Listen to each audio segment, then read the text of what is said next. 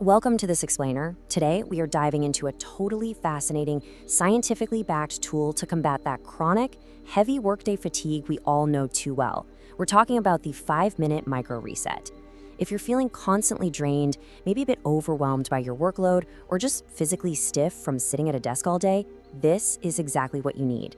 We are going to break down the biomechanics and the clinical evidence behind a highly structured decompression sequence that can, quite literally, transform your daily energy levels. We always tend to think a long vacation is the ultimate cure for burnout, right? Like, just get me to a beach for 2 weeks and I'll be fine. But get this, periodic absences actually often fail to provide sustained stress relief. Why?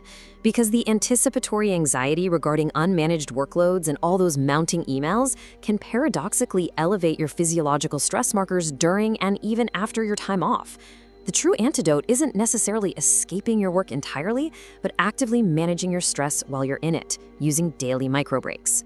So it begs the question, can just 30 to 300 seconds of movement really undo hours of sitting in chronic workplace stress? Well, under the Job Demands Resources model, which basically looks at how work stress is balanced out by recovery tools, the answer is a resounding yes. In occupational ergonomics, these tiny intervals function as highly effective recovery opportunities. They actively replenish your cognitive reserves, they alleviate immediate physical strain, and they sustain your attentional control. They act as durable job resources that actually buffer you against those chronic occupational demands. Let's move to Section 1, the science of micro resets, rewiring the autonomic nervous system. Okay, let's get into the dense physiology here, and I actually invite you to physically experience this with me right now. Seriously, wherever you are, try taking a 4-second inhale and then a slow 6-second exhale. By intentionally slowing down and extending that exhalation phase, you directly stimulate the vagus nerve. And it is wild how quickly these brief, breath-driven sessions disrupt active stress response loops. In just minutes, chaotic, high-frequency beta brainwaves literally synchronize into highly organized alpha and theta states. This sudden transition gives your adrenal glands an immediate and much-needed break, lowering your baseline neurological stress and protecting your cardiovascular resilience through improved heart rate variability over time. Now, if you want to supercharge that effect, practitioners use something called Bhramari Pranayama. This is a somatic nasal breathing technique where you produce a steady, low-frequency humming sound, literally like a bumblebee, during a prolonged exhalation. And yeah, buzzing like a bee at your desk might feel a little silly at first, but the physical vibrations from this humming actually shift your nervous system into that rest and restore state far more effectively than just sitting there quietly. And the physiological impact of that simple hum is absolutely massive. Humming creates a 15-fold increase in salivary and nasal nitric oxide levels compared to normal quiet breathing. 15 times. Systemic nitric oxide is a potent vasodilator, meaning it basically throws your blood vessels wide open. That mechanical vibration immediately improves your microcirculation, enhances systemic endothelial function, and even helps regulate your blood pressure. Section 2. The 5-minute decompression sequence, a step-by-step biomechanical protocol. So what does this actually look like in practice? The beauty here is that these 4 distinct phases decompress the physical body and loosen those tight, sedentary muscles without requiring a full hour of intense exercise or some expensive gym membership. It's a complete anatomical journey in just 5 minutes. You begin with centering your breath, you move through spinal traction and mobility, and you finish with complete hamstring elongation. Let's walk through the steps of this anatomical journey. First, you start with seated centering. You want an erect spine and grounded sit bones to really orient the nervous system. From there, you transition into child's pose, pressing your hips back to stretch the latissimus dorsi, those big muscles in your back, along with your shoulder girdle.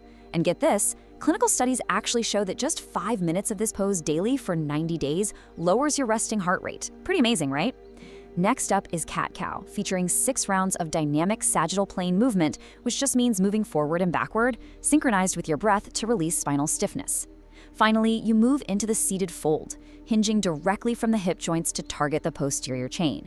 Now, a quick aside, if an enclosed shape like child's pose makes you feel claustrophobic or triggers any sort of rising panic, alternatives like a supine twist are highly effective, non-claustrophobic substitutes.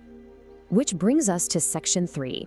Biomechanics and clinical safety, navigating the controversies. So before we all drop to the floor, we really have to talk about lower back safety. There's actually a pretty intense clinical debate within yoga therapy on how to properly execute that seated forward fold we just talked about. On one side, you have the classical yang fold. This demands straight legs and fully flexed feet, an active core, and a completely straight spine. The goal here is to actively isolate tension to remodel and lengthen tight hamstring fibers over time. On the other side, you've got the Western yin fold. This approach advises bending the knees generously and allowing the spine to just passively round toward the knees. This safely bypasses the immediate mechanical load on the hamstring so you can stretch the deep fascial connective tissue along the superficial back body line. Both sides are completely valid and offer distinct biomechanical mechanisms. It just depends entirely on what your specific clinical goals are. Now, I have to be clear here. These microsessions aren't just a free-for-all. They're not universally safe for absolutely everyone. There are some critical contraindications. We're talking late-stage pregnancy due to abdominal compression, unmanaged GERD or hiatal hernias, which can easily trigger reflux, acute disc herniations, and any severe joint trauma. A really frequent clinical error we see is people treating this like a traditional workout that they just need to power through. Gritting your teeth and forcing flexibility only creates more systemic tension, which defeats the entire purpose of the reset and can potentially cause acute lower back irritation. Section 4.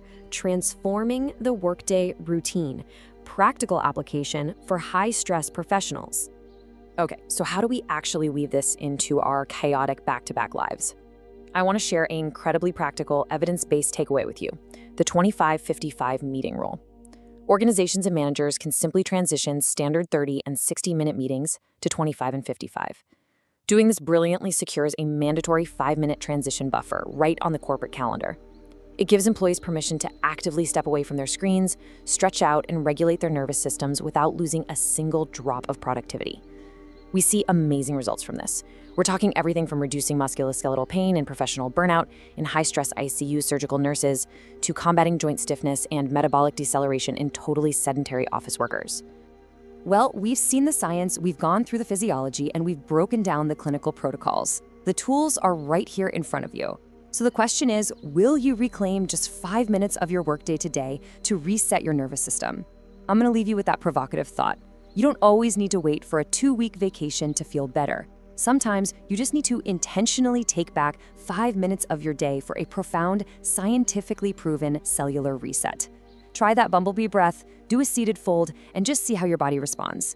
Thanks so much for joining me on this explainer, and keep learning.